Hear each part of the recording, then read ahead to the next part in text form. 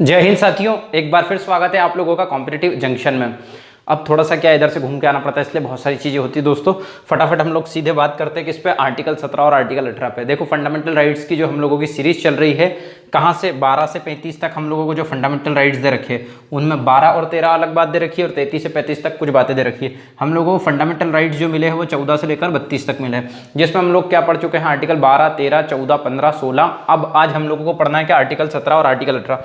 बहुत शॉर्टकट है आर्टिकल 17 और 18, है ना। लेकिन 3-3 मार्क्स में आप लोगों को आ सकता है। सिर्फ अस्पष्टता का अंत लिखा हुआ आ सकता है आर्टिकल 17, या आर्टिकल 18 लिखा हुआ आ सकता है, या उपाधियों का अंत लिखा हुआ आ सकता है। तो 3 मार्क्स में आने के ज़्यादा इसके चांसेस है, 5 में भी हो सकता हो आ जाए। देखिए आर्टिकल 14 से लेकर आर्टिकल 18 तक अपन किसकी बात करते हैं, राइट टू इक्वलिटी की बात करते हैं, समानता के अधिकार की बात करते हैं। तो 14 और 15 और 16 तो हम लोगों का हो चुका, 17 18 बचा। 17 18 एक साथ कर रहे हैं, छोटा है इसलिए। देखिए आर्टिकल 17 आपसे क्या कहता है, अस्पृश्यता का अंत। इसका टाइटल क्या है, अस्पृश्यता का अंत, एबोल्यूशन ऑफ अनटचेबिलिटी, है ना।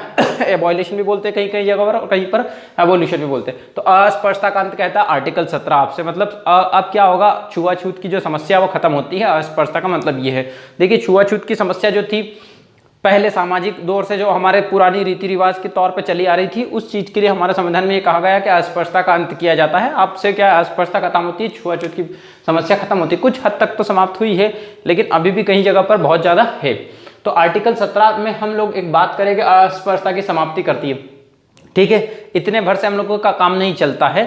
अस्पृश्यता को समाप्त करने के लिए संसद ने एक कानून बनाया है ना। उसके बाद में धीरे धीरे अलग अलग और कानून बनाया उसने। तो आर्टिकल 17 जो दे रखा है उसको आधार बना के आर्टिकल 35 के तहत जो पावर दे रखी है संसद को कानून बनाने का, संसद को अधिनियम बनाने का अधिकार दे रखा है। तो अस्पृश्यता अपराध अधिनियम 1955 बनाया। 1955 में क्या बनाया उसने, अस्पृश्यता अपराध अधिनियम, जिसको संशोधित किया, संशोधन कर दिया, उसका नाम चेंज करके 1976 में इसका संशोधन कर दिया गया है। क्या रखा था, सिविल अधिकार संरक्षण अधिनियम 1955, सिविल राइट प्रोटेक्शन एक्ट, जिसको पुरानी जो पीएससी थी, एमपीपीएससी का जो पुराना सिलेबस था, इसको काफी डिटेल पढ़ना था।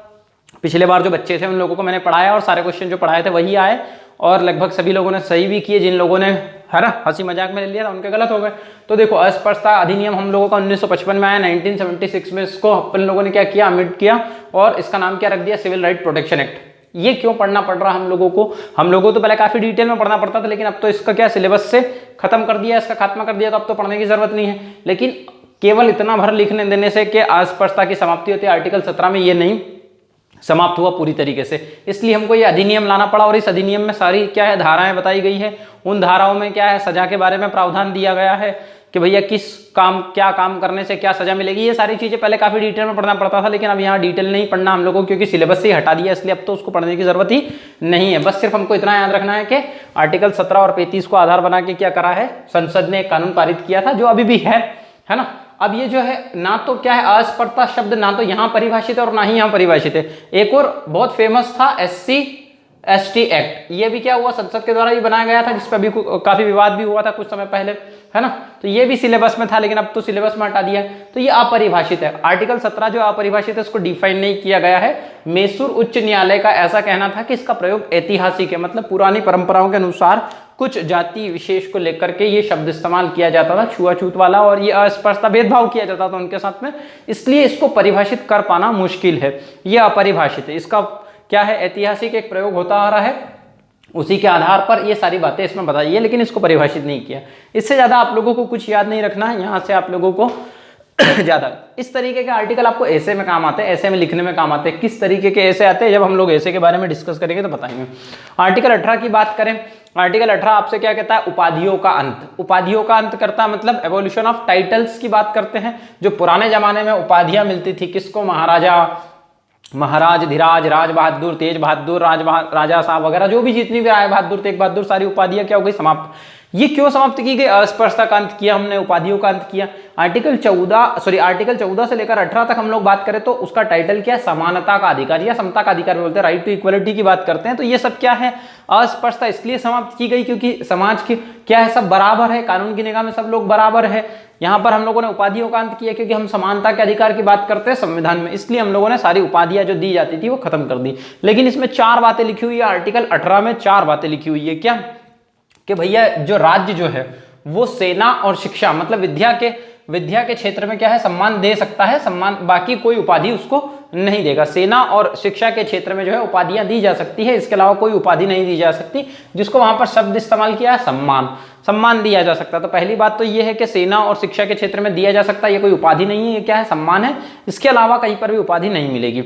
दूसरे बात करें, भारत का कोई नागरिक जो विदेशी राज्य की उपाधि प्राप्त नहीं करेगा। भाई भारत का कोई भी नागरिक हो, जो हम लोग जैसे नागरिक है, मैं हूं, आप हो, तो ये विदेशी राज्य की बात करें तो किसी भी विदेशी राज्य से कोई भी उपाधि प्राप्त नहीं करेगा, क्योंकि हम लोगों के यहाँ पर उपाधियों का अंत है ना।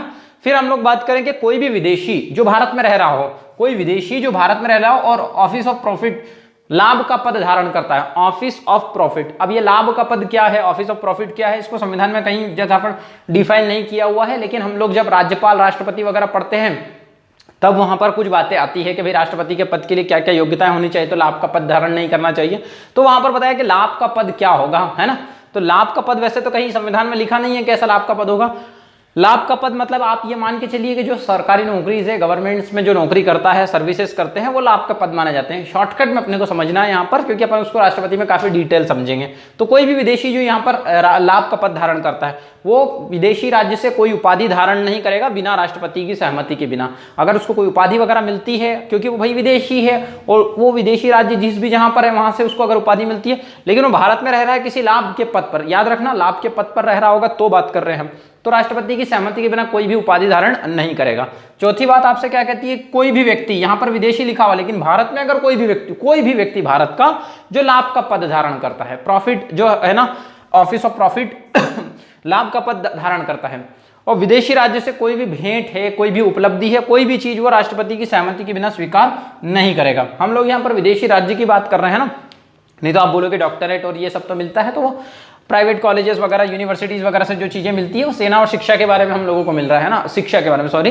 तो यहाँ पर हम लोग बात करें कि लाभ के पद को कोई भी विदेशी राज्य से मिलता है, कोई भी व्यक्ति हो लाभ का पद धारण करता हो, तो राष्ट्रपति की सहमति के बिना स्वीकार नहीं करेगा। देखिए बहुत सिंपल आर्टिकल है, इसमें आपको ज्यादा देखिए, आप लोगों की स्टडी करने का तरीका क्या होना चाहिए कि जहां पर आप लोगों को शॉर्टकट में काम चल रहा है, शॉर्टकट में काम चलाओ, उसको खत्म करो, क्योंकि वो चीज हमारे लिए प्रीलिम्स में काम आने वाली है। ये ज्यादातर प्रीलिम्स में आप लोगों को काम आएगा, मेंस में इसके आने के चांसेस सिर्फ 3 मार्क्स में है, 5 मार्क्स में हो सकता हो आर्टिकल 18 आ जाए, वो बहुत ही लल्लू पल्लू जैसे क्वेश्चन पूछते हैं तब आता है, जिसको हम लोग क्या बोलते हैं, गोलू मोलू क्वेश्चन। हमारे सर है वो गोलू मोलू क्वेश्चन बोलते हैं इसको, क्या ऐसे क्वेश्चन गोलू मोलू टाइप के क्वेश्चन होते हैं, तो ये गोलू मोलू टाइप का क्वेश्चन है ना।